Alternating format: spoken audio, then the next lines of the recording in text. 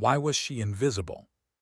The desert wind carried grit across the firing range at Fort Kearny, and Corporal Vivian Ree felt every particle against her face. Nevada sun, thick air, shimmering heat that turned everything into a mirage before you even started calculating distance. She stepped out of the transport vehicle and adjusted her tactical bag, watching the other soldiers cluster around firing positions like they owned the place. Their laughter, their banter, their theories about wind compensation at extreme distances. None of them had asked her opinion. None of them had asked her anything at all. She'd kept quiet during the entire ride from base housing, just listened, absorbed, calculated. That's what you do when you're used to being overlooked, when you're 56 with a runner's build in a world that expects something else, something bigger, something that fits their mental image of what a serious marksman should look like. Sergeant Damon Pritchett stood near the equipment lockers, broad frame casting shadows, clipboard in hand, barking instructions, running his domain. When he noticed her approaching, something shifted in his expression. Amusement mixed with dismissal. That particular cocktail she'd tasted 100 times before. "Need you to sign in over here," he said, not bothering to look up. "You here for the basic qualifications or just observing?" Vivian kept her voice steady. "Qualifications, Sergeant." He glanced at her, then really looked, and she saw it happening behind his eyes, that calculation, that assessment. The one men in uniform seemed compelled to perform like they couldn't help themselves. "Right," Pritchett said slowly. "Well, we'll get you set up on the 200-yard line. Standard M4 qualification should be straightforward enough." She nodded without comment and moved toward the equipment area. Behind her, she heard him mutter something to the soldier beside him. Low chuckle. The words didn't carry clearly, but the tone did. She'd heard that tone in a dozen different contexts, on a dozen different bases, in a dozen different situations where men assumed her presence was either decorative or accidental. The firing line stretched out in organized chaos. Marines to her left, zeroing their rifles, sharp cracks of gunfire punctuating their shouted corrections. Army Rangers to her right, breaking down a Barrett M82, that massive 50 caliber beast spread across a maintenance mat in carefully organized pieces. Beyond them all, the range extended into distance, target posts marking intervals that grew progressively smaller as they receded toward the base of distant mountains. Then Staff Sergeant Kyle Braxton emerged from the range operations building, dark sunglasses hiding his eyes, reflecting brutal afternoon light. He carried himself with the swagger of someone who'd never been told he was anything less than exceptional. When he spotted Vivian standing near the equipment lockers, his pace slowed. His expression shifted into something that might have been a smile on a less angular face. "Well now," he said, voice carrying across the space between them. "Did somebody order a recruitment poster? Because I think there's been some kind of mix-up with the delivery." The soldiers within earshot turned to look. Vivian felt the weight of their attention settle across her shoulders like a physical thing. She kept her expression neutral, hands relaxed at her sides, breathing steady despite the spike of irritation that tried to surface. "Just here for qualifications, Staff Sergeant," she said evenly. Braxton moved closer, circling around her with exaggerated interest. "Qualifications," he repeated, drawing the word out. "You ever actually fired a weapon before, or are we starting from scratch here? Because I've got to tell you, this isn't exactly a beginner-friendly environment. These boys here," he gestured to the soldiers around them, "they've been doing this since they could walk. This is serious business." Vivian met his gaze without flinching. "I can handle it." The challenge hung in the air between them. She watched something shift in Braxton's demeanor. His smile widened, but there was no warmth in it. Around them, other soldiers had stopped what they were doing, drawn by the prospect of entertainment. Braxton crossed his arms over his chest, posture radiating the kind of confidence that came from never having been proven wrong. "So here's what we're going to do," he announced loudly enough for everyone nearby to hear. "We're going to start you off real gentle-like. Maybe some stationary targets at 100 yards. See if you can hit the broadside of a barn before we waste ammunition on anything more complicated." Vivian felt the familiar weight of assumption pressing down on her. The same weight she'd carried through every posting, every assignment, every moment when someone decided they knew her capabilities before she'd fired a single round. She thought about her father, about the countless hours spent on ranges not so different from this one, about the calluses on her trigger finger that told a story these men would never bother to read. "That works," she said simply. The disappointment in Braxton's expression was almost comical. He'd wanted resistance, wanted an excuse to escalate, wanted something he could use to further prove whatever point he was trying to make. Instead, he got compliance, and it seemed to deflate him slightly.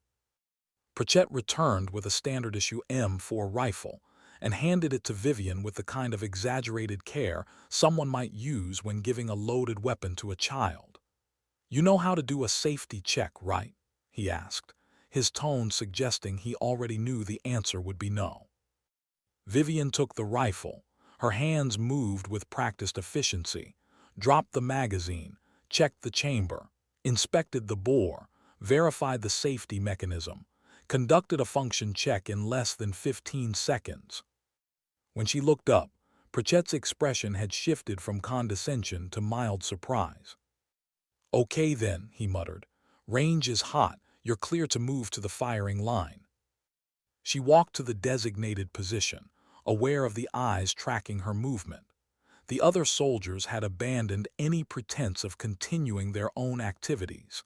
This was entertainment now, a break in the monotony of routine qualifications, a chance to watch someone fail in a way that would give them stories to tell later. The 100-yard targets stood in neat rows, standard silhouettes against the pale desert backdrop. Vivian settled into position, feeling the familiar weight of the rifle, the texture of the grip, the slight resistance of the trigger as she took up the slack. The wind was moving left to right at approximately 8 miles per hour, gusting occasionally to 12. The mirage rising from the heated ground created distortion patterns that required compensation. She calculated the adjustments automatically, muscle memory combining with practiced observation. 5 rounds, Braxton called out from behind her. "Center mass. Take your time, sweetheart."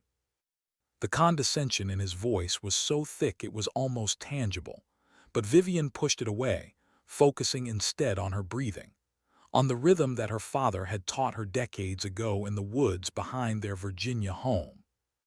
Breathe in, breathe out.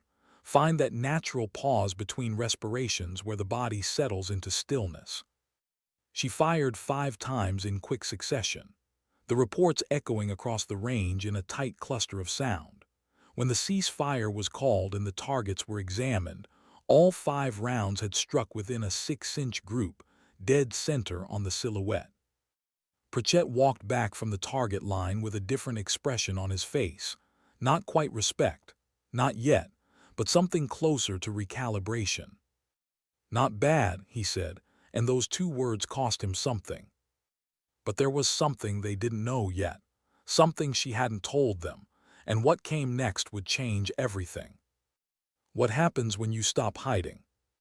Braxton stood there, arms still crossed, that smug expression faltering at the edges. 5 perfect shots, 6-inch group at 100 yards, with iron sights in desert wind. That wasn't beginner's luck. That was muscle memory, training, years of it. But he wasn't ready to acknowledge that yet. "Decent grouping," he said, loud enough for the crowd. "For 100 yards, let's see how you do when we actually test your skills." Vivian said nothing, just waited, because she knew what was coming. Men like Braxton couldn't leave well enough alone. They had to push, had to prove something, had to restore whatever balance they thought she'd disrupted by being competent. "How about we move you out to 300 yards, he suggested, voice dripping with false encouragement. "With a proper rifle scope this time. Give you every advantage. See if that grouping holds up when there's actual distance involved." The crowd was growing. Word had spread. Soldiers were drifting over from other parts of the range, drawn by the spectacle. A female soldier, being tested, being challenged. This was better than the usual qualification routine. Vivian felt their eyes on her, felt their assumptions, their expectations. Most of them probably expected her to decline, to say 300 yards was beyond her capabilities, to prove Braxton right by backing down. 300 works, she said quietly. Pritchett brought her an M24 sniper rifle, handed it over with slightly more respect this time, like maybe she'd earned that much at least.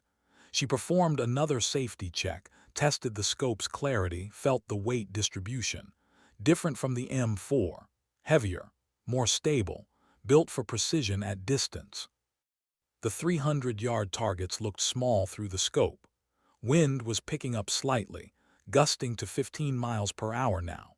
The mirage patterns were more pronounced at this distance, making the targets appear to dance and shimmer. She'd need to compensate for both wind drift and the optical distortion caused by heat waves rising from the desert floor. She settled into a prone position, rifle supported by a bipod body aligned behind the weapon in a way that minimized muscle tension. Her father's voice echoed in her memory.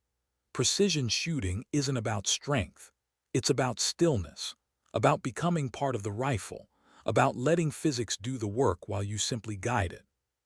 5 shots, same target, center mass.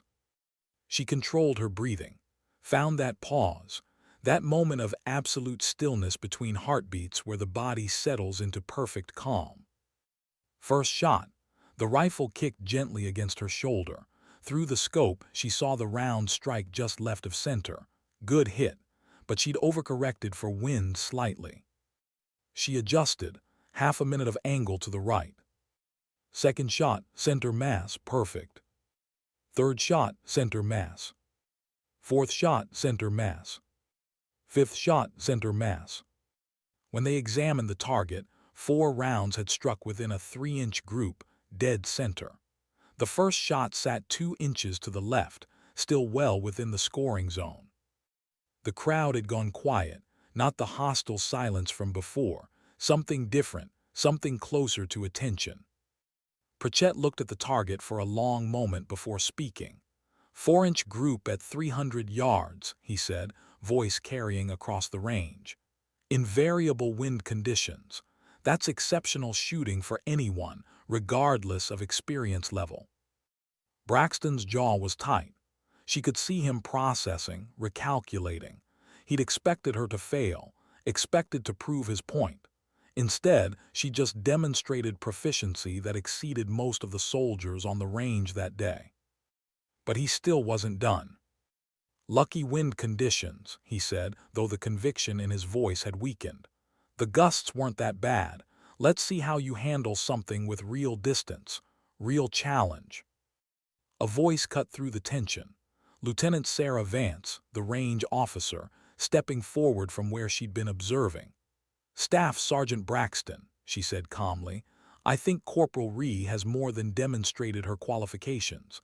Unless you have a specific training objective in mind, I'm not sure what further testing would accomplish.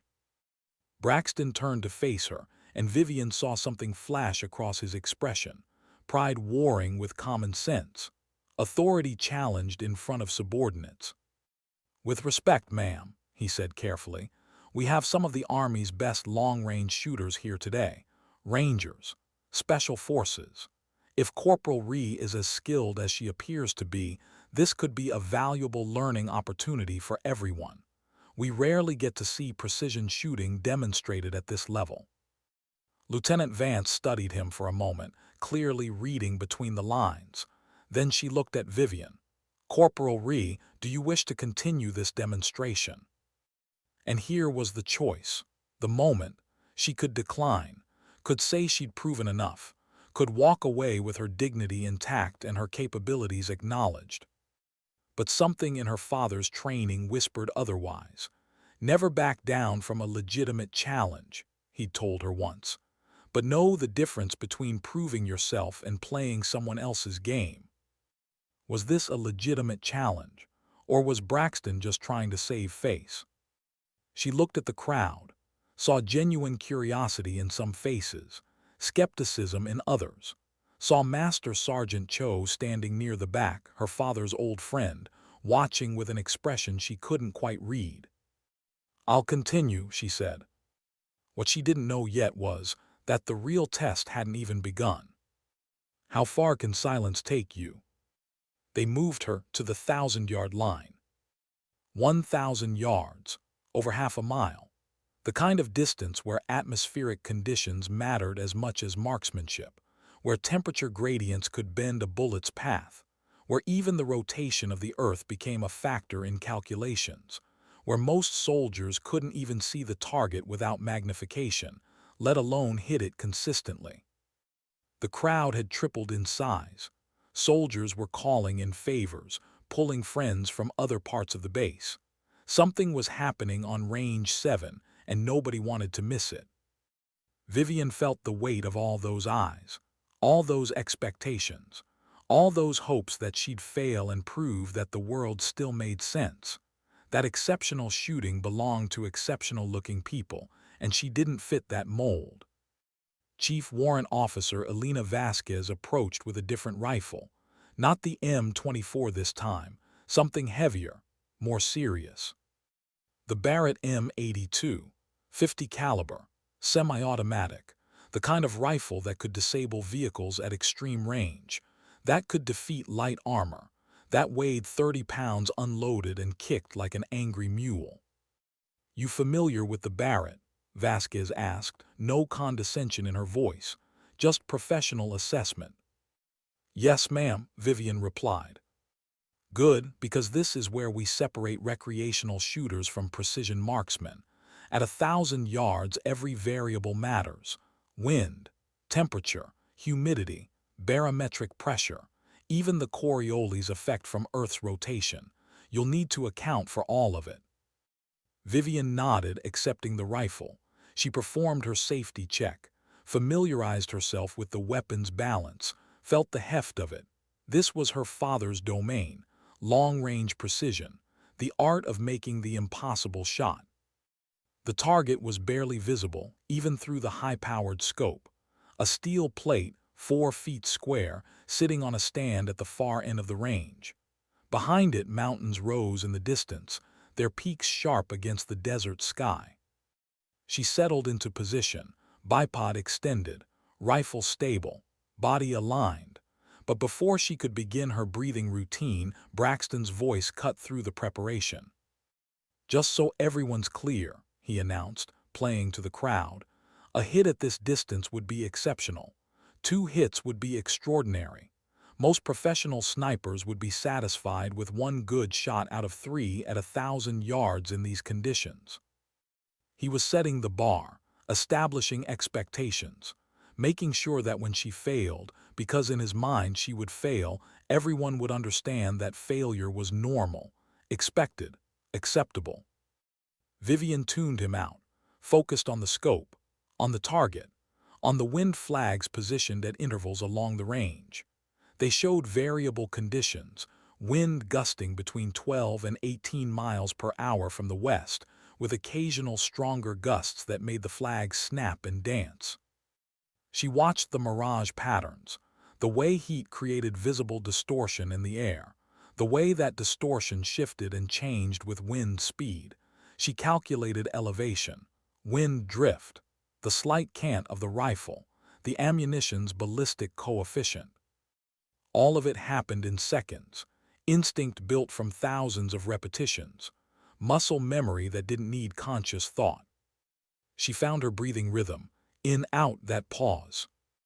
The Barrett roared, a sound like thunder, like the world cracking open. The recoil pushed her body backward even with proper technique, the bipod absorbing most of the force but not all. 4 seconds of flight time. 4 seconds where the round traveled through turbulent air, through temperature gradients, through space itself. The steel plate rang out with a metallic clang that carried across the desert, a clear, unmistakable hit. The crowd erupted, soldiers shouting, cheering. Even some of the skeptics couldn't help themselves. Pritchett was at the spotting scope, confirming the impact location. "Center mass," he called out, voice carrying a note of disbelief. "Dead center on the plate." Braxton's face had gone pale, but he recovered quickly, forcing a smile that didn't reach his eyes. "Excellent shot," he said, loud enough for everyone to hear. "Let's see if you can repeat it. One shot could be luck. 2 shots is skill." Vivian reloaded, checked her scope. The wind had shifted slightly, now gusting to 20 miles per hour with less consistency, harder to predict, harder to time. She waited, watched the flags, felt the air movement against her face, found the pattern in the chaos. The Barrett roared again. Another 4-second wait, another metallic clang. "Center mass," Pritchett confirmed, his professional neutrality cracking slightly. "That's 2 for 2 at 1,000 yards, textbook precision shooting." The crowd's reaction was even louder than before. Soldiers were embracing, jumping. The noise was overwhelming. But Vivian barely heard it.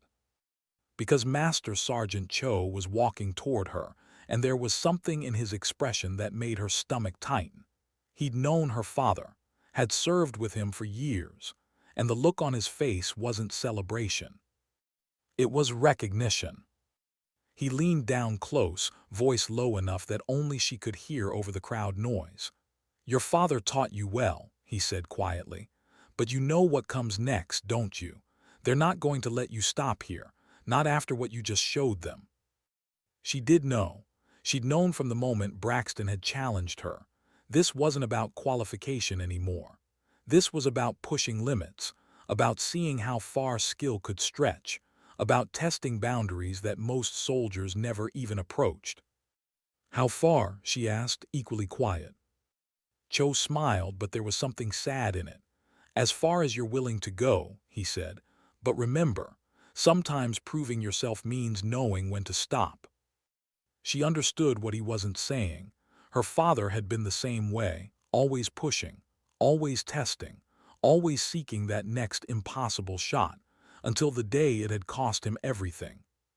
But she wasn't her father. Was she? "What does it cost to be seen?" 2,000 yards. The words hung in the air like a challenge from God himself. 2,000 yards, over a mile. The kind of distance where bullets flew for nearly 5 seconds before finding their target, where a crosswind could push the round 20 feet off course, where most soldiers wouldn't even attempt the shot, let alone expect to make it. Captain James Hartwell stepped forward, his weathered face unreadable. He was one of the evaluators, a man who'd spent 20 years in special forces, who'd made shots in combat that had become legend in certain circles. When he spoke, people listened.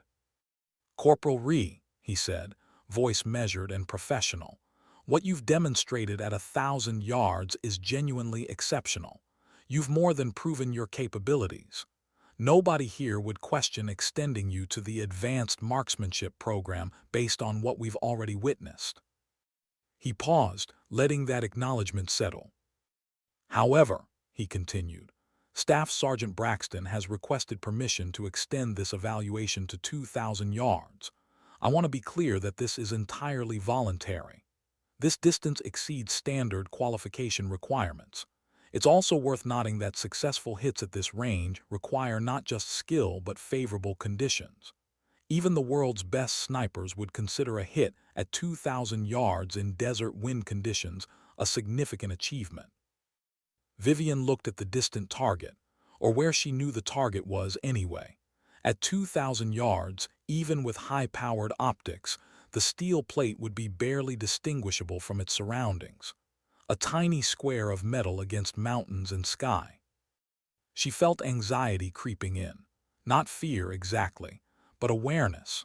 Awareness that this was where skill met probability, where perfect technique could still result in a miss because of variables beyond anyone's control, where failure wouldn't mean she was inadequate, it would just mean she was human. Her father had made shots at this distance. She'd watched him, studied his technique, absorbed his teachings, but watching and doing were different things. "I'll take the shot," she said. She saw something flicker across Cho's face. Concern, maybe, or recognition that she was walking the same path her father had walked. They repositioned the Barrett, adjusting for the extreme elevation changes required at this distance. The scope's adjustments were measured in minutes of angle, tiny fractional changes that would translate to feet of deviation at 2,000 yards.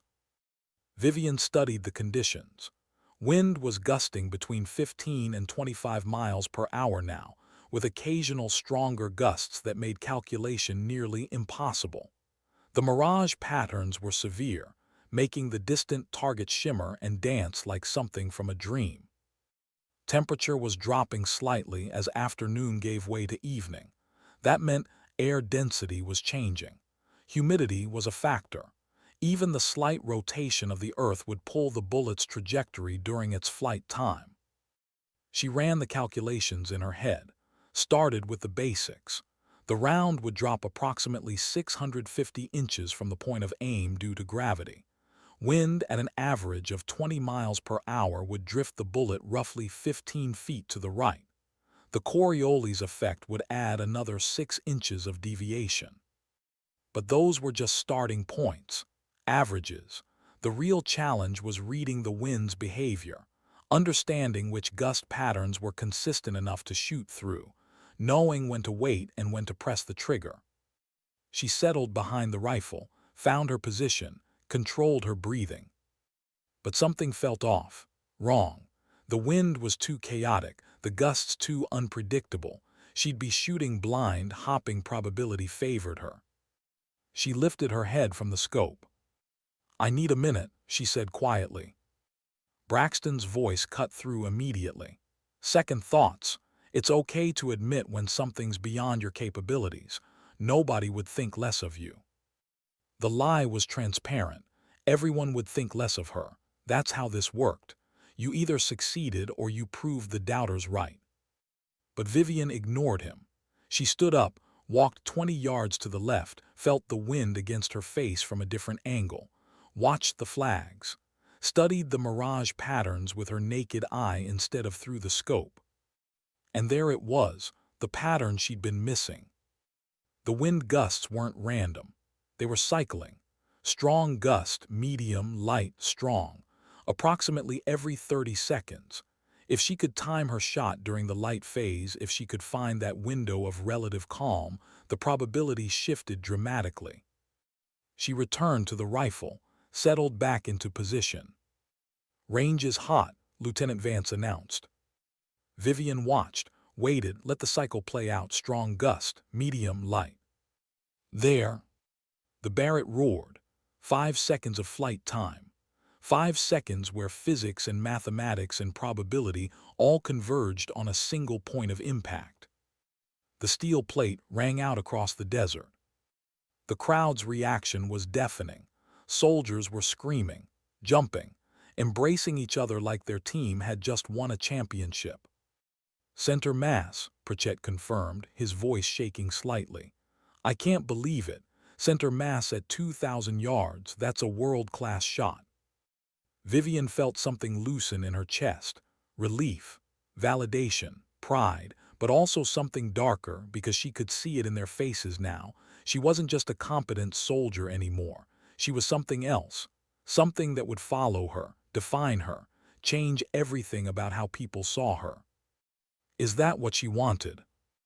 Captain Hartwell was conferring with the other evaluators, their discussion animated despite their efforts to maintain composure. Master Sergeant Cho was smiling, and there was something in his expression that suggested pride mixed with worry. "One more shot," Cho said, approaching her. "You're already 1 for 1, which is better than most professional snipers could achieve under these conditions. The second shot is yours to take or decline. Either way, you've already exceeded the evaluation requirements." She could stop. She'd proven her point thoroughly. One hit at 2,000 yards was extraordinary by any measure. But something in her wanted to complete it, to finish what she'd started, to honor the process rather than stopping early even when permitted. "I'll take the second shot," she said. This time she didn't overthink the preparation. She trusted her previous adjustments, trusted her read of the wind, trusted the muscle memory and instinct that her father had spent years developing. She waited for the wind cycle, found her window, pressed the trigger. 5 seconds. The steel plate rang out again. 2 for 2. But what would it cost her? When does proving yourself become losing yourself? The evaluators wanted a third shot. Just to confirm the pattern, Captain Hartwell said, though Vivian could hear something else beneath his words. Hunger. The same hunger she'd seen in her father's eyes when he pushed for one more shot, one more impossible distance, one more proof that physics could be bent to human will. She stood there, Barrett still warm in her hands, 2 perfect hits at 2,000 yards already logged, 2 shots that most professional snipers couldn't make on their best day, 2 shots that had transformed her from invisible logistics specialist into something else entirely. The crowd had swelled to over 100 soldiers now. Word had spread across the entire base. People were filming on their phones, violating range protocols, but nobody stopped them.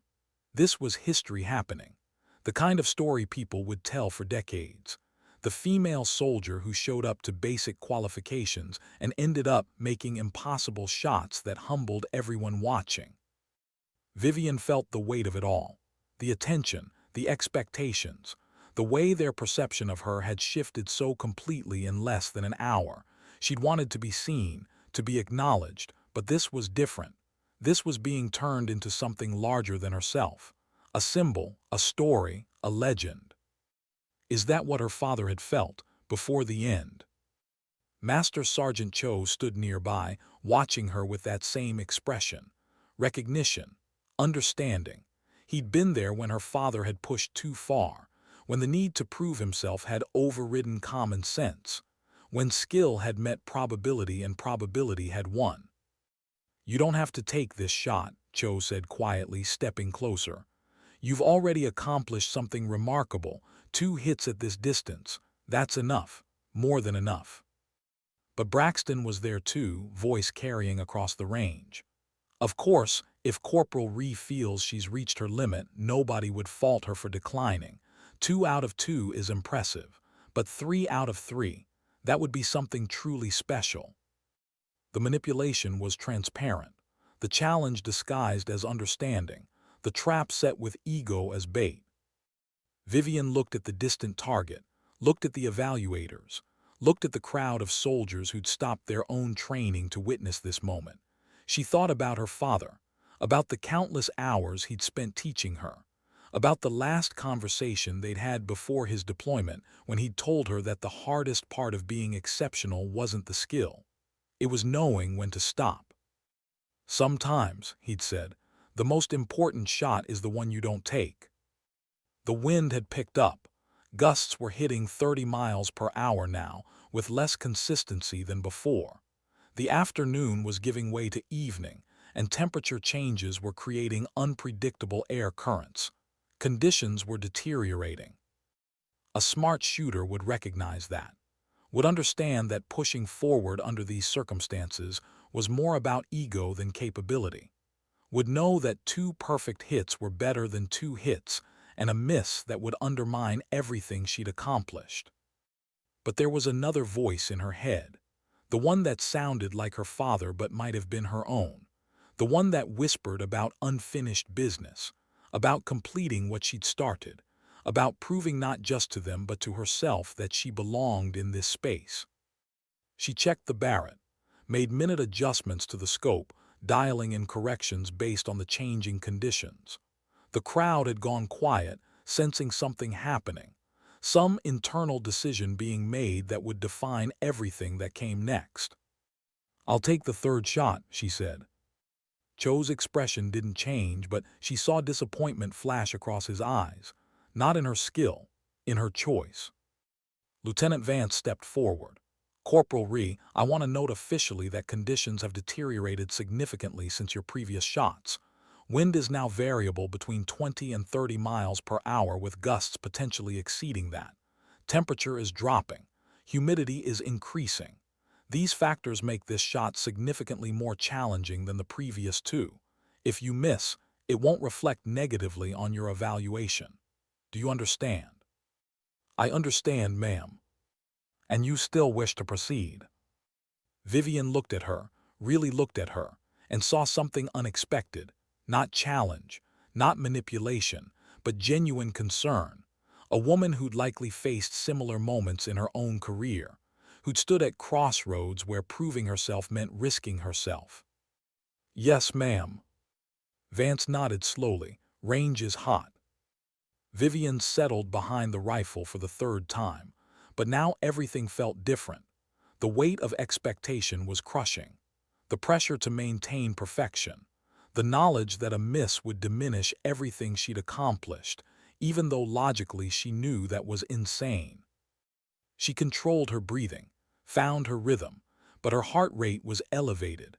Adrenaline was affecting her fine motor control. The steadiness she'd felt on previous shots was compromised by the psychological weight of the moment. Focus, breathe, let it go. She watched the wind flags, waited for the cycle, but the pattern had broken down. The gusts were too erratic now, too unpredictable. There was no clean window, no perfect moment.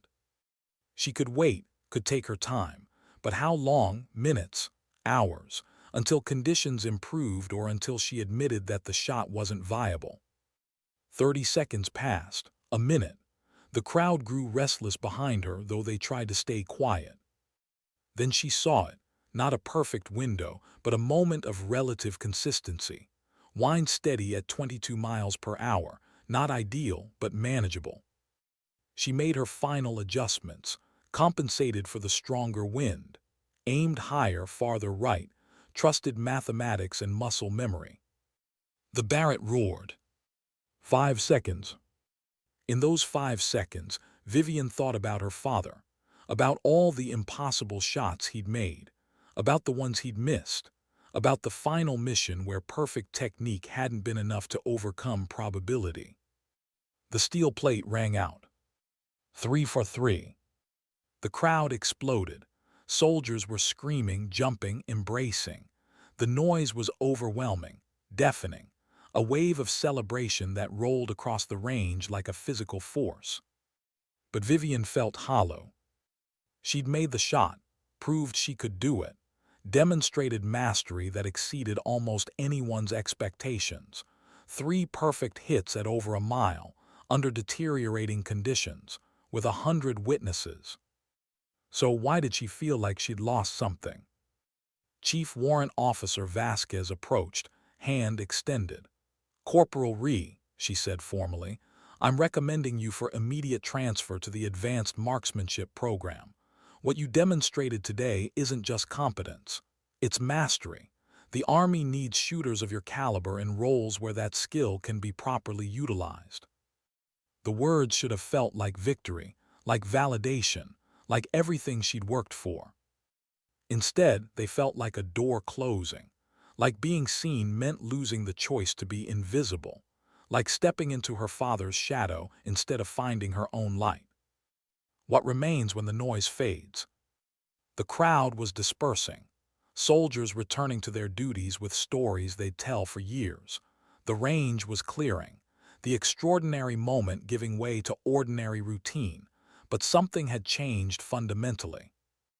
Vivian secured the Barrett, her hands moving through the motions automatically. Muscle memory. The rifle felt heavier now. Or maybe she felt heavier, the weight of what she'd just done settling into her bones. Staff Sergeant Braxton approached. His face had cycled through several colors during the demonstration, finally settling on something between embarrassment and reluctant admiration. That was exceptional shooting, he said quietly. Different tone now, the swagger gone. I was wrong about your capabilities, I apologize. The admission seemed to cost him something. Vivian could see it in the tension around his eyes, the way he held himself. Pride wounded but integrity intact. Thank you, Staff Sergeant, she said simply. She felt no satisfaction in his acknowledgement, no vindication. She hadn't done this to humiliate anyone. hadn't done it to prove superiority. She'd simply wanted to shoot without constantly defending her presence on the range. But that's not what had happened, was it? Lieutenant Vance was talking with the evaluators, their discussion animated but professional. Captain Hartwell kept shaking his head slowly, not in disagreement, but in that universal gesture of someone witnessing something that exceeded expectations. Private Gwynn was practically bouncing on her toes, energy and excitement radiating from her like heat. Master Sergeant Cho approached as others drifted away. He moved with the careful deliberation of someone choosing his words before speaking them. "Your father would be proud," he said quietly, "not just of the shooting, though that was remarkable, but of how you handled yourself throughout this entire situation. Dignity and composure under pressure. That's what separates good soldiers from great ones." "Thank you, Master Sergeant," Vivian replied, feeling emotion tight in her throat. "That means a great deal coming from someone who knew him." Cho was silent for a moment, looking out at the distant steel plates. "He made shots like that," he said finally. "Your father, at distances that seemed impossible, with the same precision you just showed." He paused. "But he also made choices that cost him, pushed when he should have stopped, proved points that didn't need proving." Vivian waited. There was more coming. "I saw him in you today," Cho continued. "In the way you approached each shot, the focus, the calculation, the absolute refusal to back down." He turned to look at her directly. "But I also saw something different, something he never quite managed." "What's that?" "You knew when it was enough. After that third shot, I watched your face. You'd proven everything, demonstrated mastery beyond question, and I saw you recognize that. Saw you understand the cost of continuing." He smiled slightly. "Your father would have kept going, would have pushed for 4 shots, 5, would have needed to find his limit rather than choosing where to stop." The words settled over her like a blanket, uncomfortable but warm, true in a way that made her chest ache. "I almost did keep going," she admitted quietly. "Part of me wanted to see how far I could push it." "I know, but you didn't, that's the difference." They stood in silence for a moment, watching the sun begin its descent toward the mountains. The desert air was cooling rapidly now, temperature dropping, wind shifting, conditions changing in ways that would have made further shooting even more difficult. Pritchett approached with a form on a clipboard. "Just need your signature for the qualification records," he said, and his tone was completely different from earlier. Respectful, professional. 3 hits at 2,000 yards. I've been running this range for 8 years and I've never seen anything like that." Vivian signed the form, handed back the clipboard. "What happens now?" she asked. "Now," Pritchett exchanged a glance with Cho, "now you have choices. Vasquez is serious about that transfer recommendation. Advanced marksmanship program, sniper school, specialized units, the kind of positions that your father held. And if I decline, then you go back to logistics, back to being a specialist who happens to be exceptionally skilled with a rifle. Nobody can force you into a role you don't want." But that wasn't entirely true, was it? Because now she'd been seen. Now she'd demonstrated capabilities that the Army would want to utilize. Now she'd become visible in a way that couldn't be reversed. The range was nearly empty now. Just a few soldiers securing equipment, conducting end-of-day procedures. The steel plates stood in the distance, silent witnesses to what had happened. Vivian looked at them. 2,000 yards. An impossible distance made possible through preparation and skill, and the teachings of a father who had believed his daughter could achieve anything if she was willing to work for it. She'd proven the doubters wrong, proved she belonged in this space, proved her capabilities exceeded anyone's expectations. But more importantly, and this was the part that would stay with her long after the crowd's cheers faded, she'd proven something to herself. That stepping out of the shadows wasn't betraying her father's memory. It was honoring it, but honoring it on her terms, in her time, with her choices. "I'll think about the transfer," she said finally. "But I need time. This was a lot." Cho nodded understanding. "Take the time you need. Those targets will still be there. The rifles will still be there. And your skill isn't going anywhere." Lieutenant Vance appeared from the operations building, walking toward them with purpose. "Corporal Ree," she called out. "A moment." Vivian excused herself and met Vance halfway. "I wanted to tell you something," Vance said quietly, glancing around to ensure privacy. "Something I don't usually share. When I was a lieutenant, I was the only woman in my unit. Every day felt like a test. Every mistake was magnified. Every success was attributed to luck or questioned as an anomaly." She paused, measuring her words. "I spent years trying to be invisible, trying to blend in, trying not to make waves, and it worked mostly. I advanced, got good assignments, survived." She met Vivian's eyes directly. "But I never felt like I belonged, not really, because I was always hiding part of myself, always minimizing my capabilities to avoid making others uncomfortable." "What changed?" Vivian asked. "I stopped hiding, started showing what I could do. And yes, it made some people uncomfortable, made some people resentful, made some people challenge me in ways that felt unfair." Vance smiled slightly. "But it also showed me who my real allies were, who valued competence over comfort, who wanted the best soldiers regardless of what those soldiers looked like." "You're saying I should take the transfer?" "I'm saying you should make whatever choice feels right for you, but don't make it based on fear of being seen. Don't make it because you're worried about making others uncomfortable." She gestured back toward the range. "What you did today was extraordinary. Hiding that skill doesn't serve anyone, least of all you." Vivian nodded slowly, processing the advice. Vance turned to leave, then paused. "One more thing. Your father's reputation in certain circles is legendary. People will make comparisons. They'll expect you to follow his path exactly. Don't let that pressure dictate your choices. His legacy doesn't have to be your destiny." She walked away, leaving Vivian standing alone on the cooling concrete. The sun touched the mountains, golden light spilling across the desert, turning everything amber and shadow, the day ending, a new phase beginning. Vivian picked up her tactical bag, felt its familiar weight, started walking toward the transport vehicles that would take her back to base housing. Tomorrow she'd have decisions to make, phone calls from officers, recommendations to consider, paths to choose. But tonight she'd just be Corporal Vivian Ree, a logistics specialist who happened to make 3 impossible shots at over a mile, a daughter honoring her father's teachings, a woman finding her own way forward. The desert wind carried grit across her face again. She didn't brush it away.